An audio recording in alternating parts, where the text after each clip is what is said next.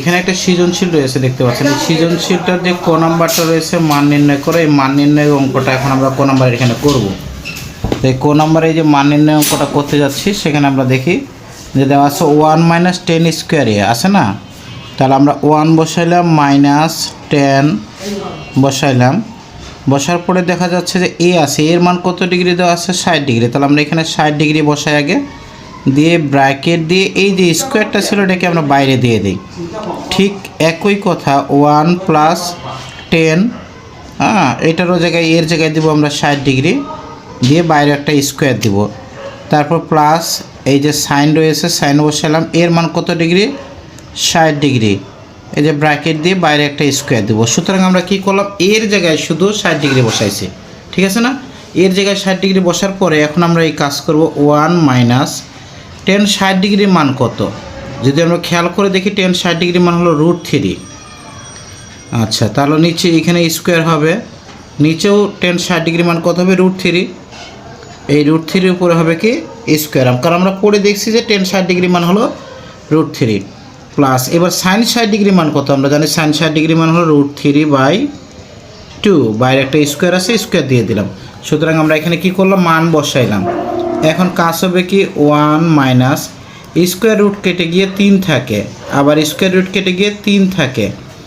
আচ্ছা, তারপর প্লাস এখানে স্কোয়ার রুট কেটে যায় 3 থাকে, 2 দুগুণা 4 থাকে। লক্ষ্য রাখো যে এই যে 3 3 কেটে গিয়ে যদি দেই আমরা, তাহলে থাকবে 1 - 1 প্লাস 3/4। তো এখানে আমরা দেখতে পাচ্ছি +1 - 1 কাটা পড়ে থাকলো শুধু কি 3/4। এটাই হলো আমাদের অ্যান্সার। এইভাবে আমরা 1 নাম্বারটা করব, ইনশাল্লাহ সকলে বুঝতে পারছে। এই সৃজনশীলের যে খ নাম্বারটা রয়েছে, খ নাম্বারে লেফট হ্যান্ড সাইডে রয়েছে m² - n²।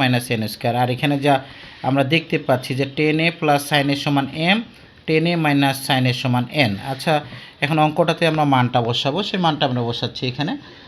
যে m এর মানটা কি? m এর মান আমরা দেখে নিছি যে 10a theta plus sine theta. আচ্ছা, তারপরে স্কোয়ার আছে, স্কোয়ারটাই দিয়ে দেবো, মাইনাস এন এর মান কি পেয়েছি? 10 থিটা মাইনাস সাইন থিটা, বাইরে একটা স্কোয়ার দিয়ে দিছি। তো এখানে হলো a + b হোল স্কোয়ার, আর এটাকে মনে করি a - b হোল স্কোয়ার। এটা সূত্র কি 4ab। আমরা জানি এটা 4, এই যে 10 theta plus into sine theta, তার মানে এটাকে a এটাকে b ধরলে সূত্র হয়ে গেল কি 4ab। বাস, এবারে কাজ কি করব, যেহেতু উত্তরে 4-এর পরে রুট নেওয়ার কথা আছে, তাই রুট নিলাম। রুট শুধু তো এমনি নেওয়া যাবে না, রুট নিলে 10টাকে কী করতে হবে? 10² থিটা করতে হবে, সাইনটাকে করতে হবে sin² থিটা। অর্থাৎ রুট আসলে স্কোয়ার আসে, রুট গেলে স্কোয়ার চলে যায়, 4। এখন 10² থিটা যেটা আছে সেটা বসালাম। এই sin² থিটার মান হলো 1 - cos² থিটা। আচ্ছা, এটা সূত্র, এটা sin² সূত্র হলো 1 - cos² থিটা, 4। 10² থিটার সাথে যদি আমরা এই 1কে গুণ করি, স্যার 10² থিটাই হবে। আচ্ছা, মাইনাস 10² থিটার সাথে cos², হ্যাঁ এটাই বসে যাবে, 10² থিটা cos² থিটা। কী করলেন স্যার? 10² থিটার সাথে 1কে গুণ করে এটা, 10² এবং cos² গুণ করে এটা আসলো 4। 10² থিটা।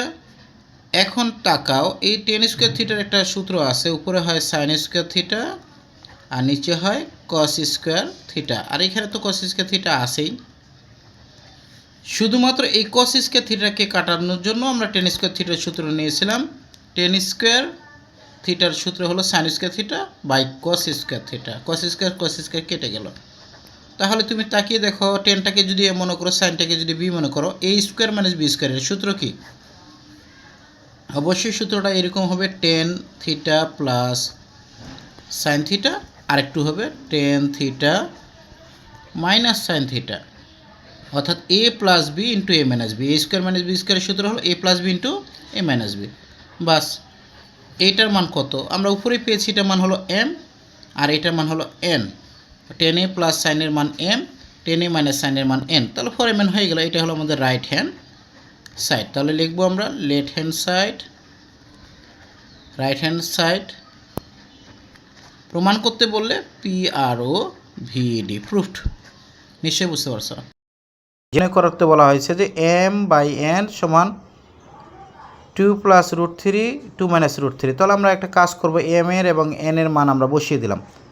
m এর মান হলো 10 + sin θ আর n এর মান হলো 10 θ - sin θ। বাস, কাজ শেষ। এরপরে এটাকে আমরা কী করব, উপর এবং নিচ একবার করব যোজন, একবার করব বিযোজন। যোজন মানে হলো এই উপরটার সাথে নিচটা একবার যোগ করলাম, উপরটার সাথে নিচটা একবার বিয়োগ করলাম, তাহলে যোজন বিযোজন হয়ে গেল। ঠিক এইটাও উপরের সাথে নিচ অংশ একবার যোগ, উপরের সাথে নিচ অংশ একবার বিয়োগ করলাম, যোজন বিযোজন। এখন এখানে কি দাঁড়াচ্ছে দেখো, তুমি নিজে দেখতে পাচ্ছ যে এখানে সাইন প্লাস আছে, এখানে সাইন মাইনাস আছে, কেটে গেল। আর এই দিকে আবার দেখো 10 প্লাস আছে, আবার 10 মাইনাস আছে, এই যে 10 মাইনাস। তো এই দুইটা অংশ কেটে গেল আর কি, 10 + 10 মাইনাস মনে মনে কেটে দিবা।